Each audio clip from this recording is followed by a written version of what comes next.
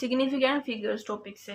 तो आइए पढ़ते हैं। The total number of digits in a number including the last digit whose value is uncertain is called the number of significant figure.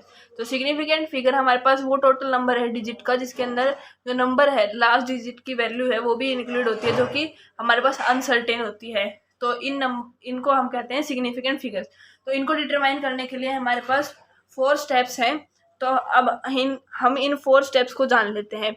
Step 1, rule 1। हमारे पास 4 rule है इनके लिए, तो हम वो देख लेते हैं। Rule 1, all non zero digits as well as the zeros between the non zero digits are significant. Non zeros और जो जीरोज है उन दोनों के बीच में जो नॉन जीरोज है वो भी सिग्निफिकेंट कहलाएंगे। जैसे कि हमारे पास 576 सेंटीमीटर है, वो हमारे पास इसके अंदर 3 सिग्निफिकेंट फिगर होगी। अब 5004 है तो इसके अंदर हमारे पास 4 हो गई। 0.4 में हमारे पास 0 आगे है, तो हमारे पास ये लास्ट की 2 डिजिट हैं, तो इन्हें हम 2 सिग्निफिकेंट फिगर्स कहेंगे। 3 है तो हमारे पास अब कहेंगे 3 सिग्निफिकेंट फिगर्स। अब हमारे पास आता है rule second, zeros to the left of the first non zero digit in a number are non significant. जो हमारे पास लेफ्ट से स्टार्टिंग में आती है डिजिट्स जीरो में, उन्हें हम इंक्लूड नहीं करेंगे सिग्निफिकेंट में। जैसे कि 0.05, इसके अंदर सिर्फ एक सिग्निफिकेंट फिगर होगा, और 0.0045 में 2 होंगे सिर्फ। Third rule, if a number ends in zeros but these zeros are to the right of the decimal point then these zeros are significant. अगर वो जीरोज, जो हमारे पास एक नंबर है वो एंड करता है जीरो से, लेकिन वो उसकी जीरो है वो हमारे पास डेसिमल पॉइंट से राइट साइड में है, तो हमारे पास वो भी काउंट की जाएंगी, जैसे ये एग्जाम्पल में है। Rule number 4, if a number ends in zeros but these zeros are not to the right of the decimal point, these zeros may or may not be significant।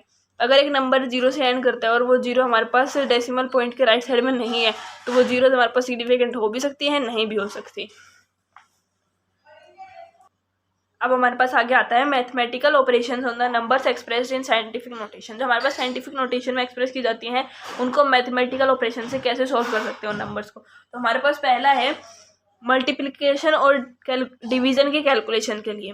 तो हमारे पास इसका एक सिंपल सा रूल है, वो है कि हमारे पास अगर हमारे पास मल्टीप्लिकेशन और डिवीजन दे रखी, तो उसके अंदर हमारे पास जो नंबर हैं, जो हमारे पास 10⁻n है मल्टीपल, उनसे आगे साइड में जो हमारे पास नंबर्स है उनको तो हम करेंगे मल्टीप्लाई, और जो हमारे पास एक्सपोनेंट्स बचेंगे 10 के वो हमारे पास ऐड होंगे। जैसे कि हमारे पास अब ये सोल्व करने के लिए क्वेश्चन दे रखे हैं, तो अब हम वो देख लेते हैं।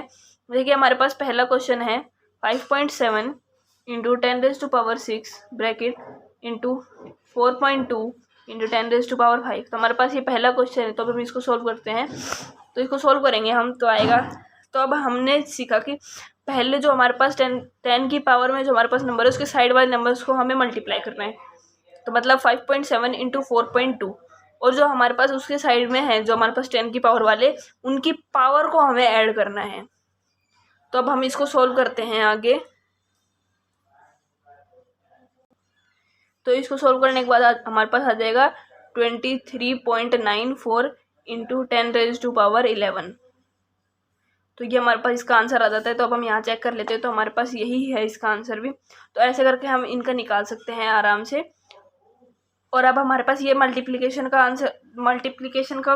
क्वेश्चन था। अब हम डिवीजन का क्वेश्चन और सोल्व कर लेते हैं। एक हमें इसके अंदर दे रखा है 5.7 इंटू 10⁻6। सेम वही क्वेश्चन है, वैसे उसके अंदर मल्टीप्लिकेशन की जगह डिवीजन दे दिया है और पावर चेंज कर दी गई है। तो अब हम इसको आगे सोल्व करेंगे। तो हमारे पास हमें पहले इंटू 4.2, और अब हम अगर हमारे पास मल्टीप्लिकेशन दे रखा है तो हमें इनको ऐड करनी है पावर को, और अगर हमारे पास डिवीजन दे रखा है तो हमें इनकी पावर को माइनस करनी है 10 की पावर्स को।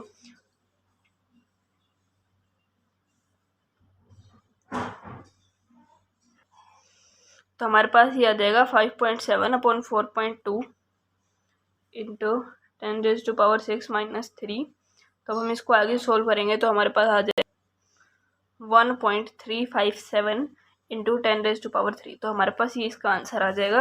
हमारे पास देख लेते हैं, हम चेक कर लेते हैं, तो हमारे पास यही इसका आंसर दे रखा है। तो हम आगे पढ़ते हैं। तो अब हमारे पास यहाँ पर दे रखा है कैलकुलेशन इन्वॉल्विंग एडिशन और सब्सट्रैक्शन की कैलकुलेशन के लिए हमारे पास क्या करना है। जो हमारे पास 10⁻n के कॉमन होते हैं और जो कोफिशिएंट है वो हमारे पास ऐड किए जाते हैं या फिर सब्सट्रैक्ट किए जाते हैं। जैसे कि हमारे पास 4.56 पहला क्वेश्चन दे रखा है जिसके अंदर 4.56 इंटू 10⁻³ प्लस 2.62 इंटू 10⁻² दे रखा है। तो इसके अंदर हम सोल्व करते हैं आगे, तो 4.56 इंटू 10⁻³ प्लस, तो अब हम इनकी पावर को तो अब हमारे पास ये एडिशन दे रखा है, तो अब हम इनकी पावर को जो दे रखी है उनको हम कॉमन ले लेते हैं। जैसे कि हमारे पास ये 4.56 थी,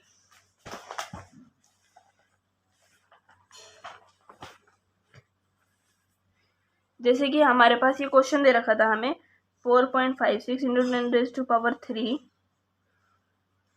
प्लस 2.62 इंटू 10⁻²। तो हमारे पास ये क्वेश्चन था। तो अब हम इसको आगे अगर एडिशन करना है हमें, तो अब हमें इनकी जो पावर है उनको हमें सेम करना है। तो हमारे पास इसकी पावर 2 है, इसकी पावर 3 है, तो इसको 2 करने के लिए हमारे पास एक पॉइंट आगे करना पड़ेगा। तो हम इसको एक पॉइंट को पीछे कर देते हैं, तो हमारे पास ये हो जाएगा 0.62। अब इन दोनों की पावर हमारे पास सेम हो गई है, 10⁻², 10⁻²। तो अब हम इन 10⁻² को कॉमन ले लेते हैं, तो हमारे पास आ जाएगा 45.6 प्लस 2.62।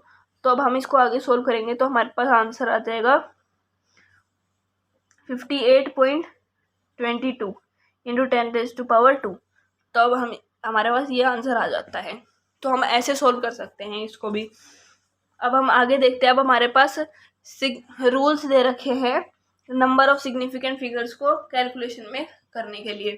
तो अब हम इन रूल्स को देख लेते हैं। Rule first, the result of an addition और subtraction should be reported to the same number of decimal places that of the term with the least number of decimal places. The number of significant figure of different number have no role to play. तो हमारे पास जो result आता है addition या फिर subtraction का, वो हमारे पास सेम नंबर होने चाहिए उसके अंदर डेसिमल प्लेस पे, जैसे कि हमारे पास लीस्ट डेसिमल प्लेसेस में थे। जैसे कि हमारे पास ये एग्जांपल दे रखा है 4.523, तो इसका एक्चुअल सम हमारे पास आता है 13.063 और रिपोर्टेड सम हमने किया है 13.1। तो इसके जो फर्स्ट नंबर है उसके अंदर हमारे पास 3 डेसिमल प्लेसेस है। तो सेकंड में हमारे पास 1 और थर्ड हैं, उनके अंदर हमारे पास 2 हैं इन दोनों के अंदर। तो हमारे पास कम से कम एक तो आनी ही चाहिए इस हिसाब से, जैसे कि हमारे पास इसके अंदर रूल दिया था। अब हमारे पास आता है second rule, the result of a multiplication और division should be reported to the same number of significant figures as is possessed by least precise term used in the calculation. तो हमारे पास जो रिजल्ट है मल्टीप्लिकेशन या फिर division का, वो हमारे पास रिपोर्ट किया जाना चाहिए सेम नंबर, सिग्निफिकेंट नंबर उसमें भी इतनी ही होनी चाहिए जितना हमारे पास लीस्ट प्रीसिज टर्म में थी।